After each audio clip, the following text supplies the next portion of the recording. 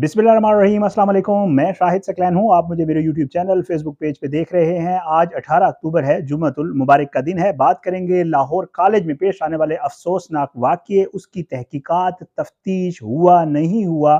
इस मामले में बहुत ज़्यादा डेवलपमेंट्स डेली बेसिस पे हो रही हैं। आज भी कुछ 4-5 डेवलपमेंट्स हुई हैं।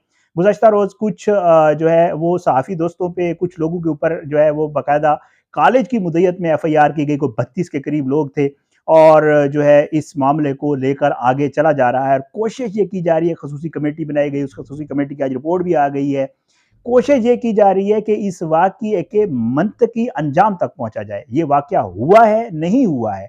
अगर हुआ है तो कल्प्रिट कौन है, उसको सज़ा दी जाए, और अगर नहीं हुआ है तो जिन्होंने ये शोर मचाया है, जिन्होंने इस वाक़ये को बढ़ावा दिया है, फैलाया है, फेक न्यूज़ की सूरत, जैसे मरियम नवाज़ साहिबा कह गईं कि जी फेक न्यूज़ की सूरत इसको बढ़ाया है, उनको पकड़ा जाए, सज़ा दी जाए। अब इस मामले की जो इन्वेस्टिगेशन हो रही है वो एक तरफ है, कैसे हो रही है, क्या हो रही है, वो भी अलग एक डिबेटेबल जो है सब्जेक्ट है। लेकिन आज की इस वीडियो में मैं आपको बताऊँगा कि ये मामला अब लाहौर हाई कोर्ट में पहुँच गया है और लाहौर हाई कोर्ट में chief justice Lahore high court Aalia Neelum साहिबा जो हैं, उनके पास ये समाअत थी। उन्होंने आज जो है वो आईजी साहब को बुलाया हुआ था, लेकिन कोर्ट में माहौल बहुत सख्त तल्ख रहा, बहुत गर्म रहा। उन्होंने पंजाब हुकूमत से भी सवालात किए, उन्होंने आईजी पंजाब से भी सवालात किए, उन्होंने इस मामले के ऊपर बाकायदा रिपोर्ट तलब की है, उन्होंने जो मुबैना तौर पे जो बच्ची के हवाले से बात की जा रही है उसके हवाले से भी बात की है। उन्होंने ये भी कहा है कि मैं फुल कोर्ट बनाने जा रही हूँ और ये कोर्ट, फुल कोर्ट मंगल वाले दिन इसकी समाअत करने जा रहा है। इस हवाले से भी बात हुई है। साथ में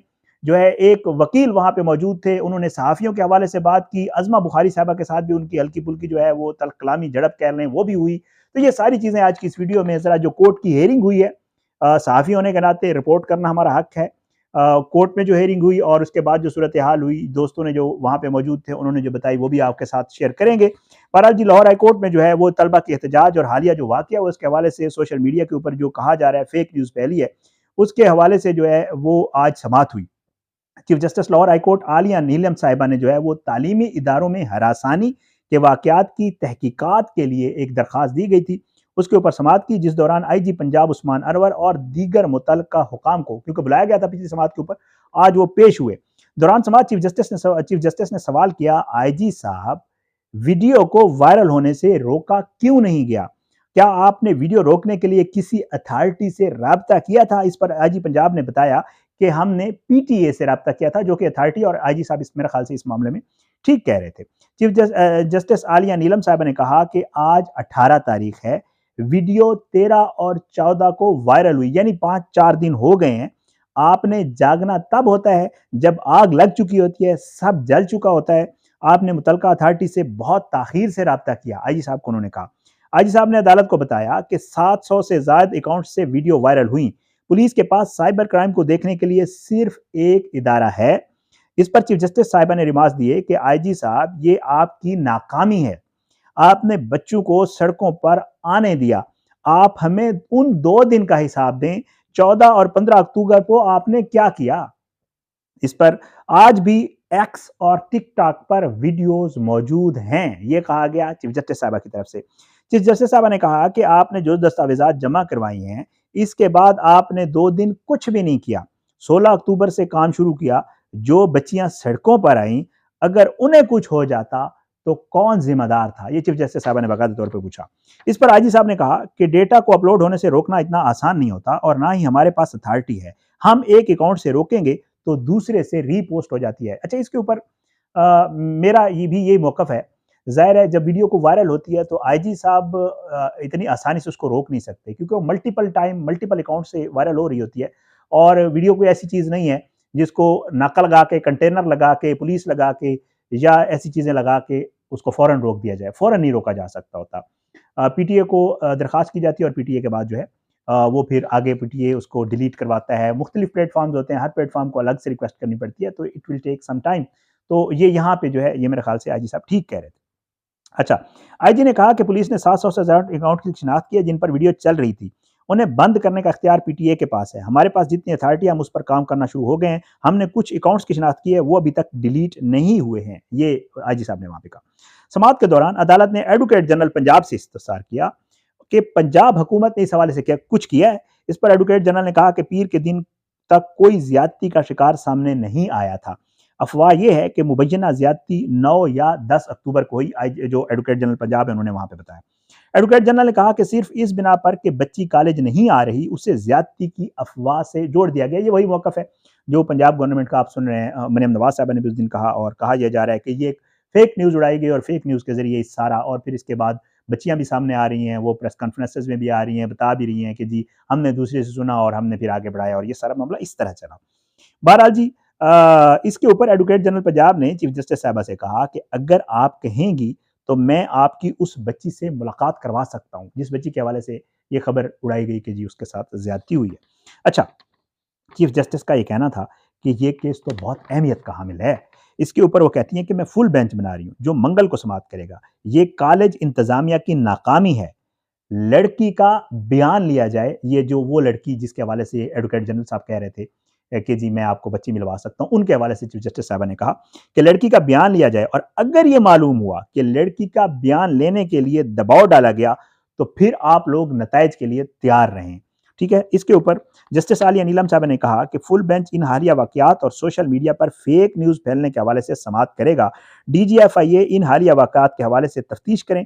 जहां पर भी खवातीन मौजूद हैं वहां मेल स्टाफ नजर ना आए। बहुत अच्छी बात है, मेरे ख्याल से इसको अप्रिशिएट करना चाहिए और ऐसा कि क्लर्क वगैरह और ये जितने भी लोग होते हैं जो स्टाफ होता है, क्योंकि पंजाब यूनिवर्सिटी के और लाहौर कॉलेज फॉर वीमेन के हवाले से भी वो थी कि जी उधर की बच्चियों को हिरासा किया गया है, उसके हवाले से बताया भी गया। तो वहां उन्होंने कहा कि वहां मेल स्टाफ जो है वो नहीं होना चाहिए, ये चीफ जस्टिस साहबा ने कहा। अदालत ने DGFIA की सरबराही में कमेटी बनाने की हिदायत करते हुए अगली समाअत पर DGFIA को जाती हैसियत में तलब कर लिया है। सो जो मंगल को समाअत होने जा रही है वो बहुत अहमियत की हामिल होगी क्योंकि उसमें DGFIA साहब आएंगे, कंप्लीट इसकी रिपोर्ट आ जाएगी। चीफ जस्टिस साहिबा इसके ऊपर अपना भी इनपुट देंगी, फिर बच्ची की बयान के हवाले से भी बातचीत आ जाएगी। तो मेरे ख्याल से जो कोर्ट में हियरिंग हो रही है इसको हम फॉलो करेंगे और इसके ऊपर बात करेंगे। अच्छा, अब इसके अलावा क्या कुछ हुआ वो थोड़ा-सा जो मुझे पता चला वो आपके सामने रखूँगा। जब ये समाअत हो रही थी तो उस दौरान एक वकील हैं, PTI के रहनुमा भी हैं, अज़हर सिद्दीक साहब। उनके हवाले से वो भी मौजूद थे क्योंकि उनकी किसी और केस के मामले में, क्योंकि जब कोर्ट लगी होती है तो बहुत सारे वकला मौजूद होते हैं, अपने उनके केसेस लगे होते हैं। तो जो मुझे इन्फॉर्मेशन मिली है वो ये है कि जी वो वहाँ पे मौजूद थे तो उन्होंने जो है वो सवाल उठाया और अज़मा बुखारी साहिबा की तरफ से इशारा करके उन्होंने कहा कि जी इन्होंने सहाफ़ियों के ऊपर भी जो है वो कर दिए हैं केसेस, जिनमें मैंने आपको बताया कि जो 32 लोग हैं उनमें सहाफ़ी दोस्त भी हैं, उनमें उमर दराज गोंदल हैं, शाकिर अवान हैं, उनमें फ़रा इकरार साहिबा हैं, उनमें आदिल अब्बासी हैं, सॉरी उनमें आदिल अब्बासी कह गया, उनमें शाम अब्बासी हैं, उनमें समी इब्राहिम साहब का नाम था, इमरान रियाज़ का नाम था, उनमें बहुत सारे नाम हैं जो मुझे अभी ज़हन में है, मैं आपको बता रहा हूँ।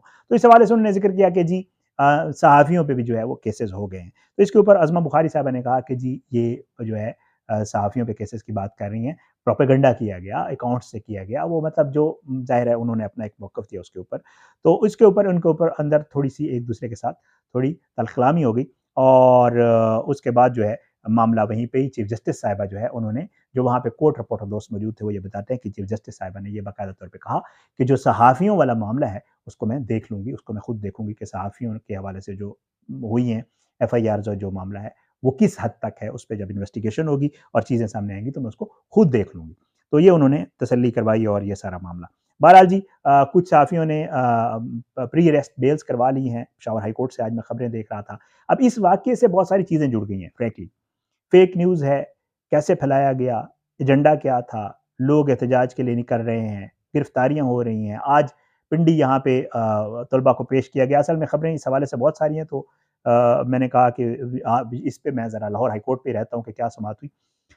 पिंडी में तलबा को पेश किया गया, डिस्चार्ज किया गया, मज़ीद कुछ तलबा के ऊपर FIRs की गई, तो बहुत सारी चीज़ें हैं जो चल रही हैं। तो उम्मीद है, कोशिश होगी इंशाअल्लाह कि मेरिट के ऊपर जो भी चीज़ें सामने आती हैं, इस केस को लेकर हक़ाइक़ जो भी सामने होंगे उसको हम रिपोर्ट करेंगे, आपको बताएँगे कि इस मामले को लेकर जो इन्वेस्टिगेशन है, वो कहाँ तक पहुँची है। ये खबर सच थी, झूठ थी, इसको कैसे इन्वेस्टिगेट किया जा रहा है और क्या कुछ इसको लेकर हो रहा है। इंशाअल्लाह इसके ऊपर रिपोर्ट करेंगे, आप अपनी दुआओं में याद रखें।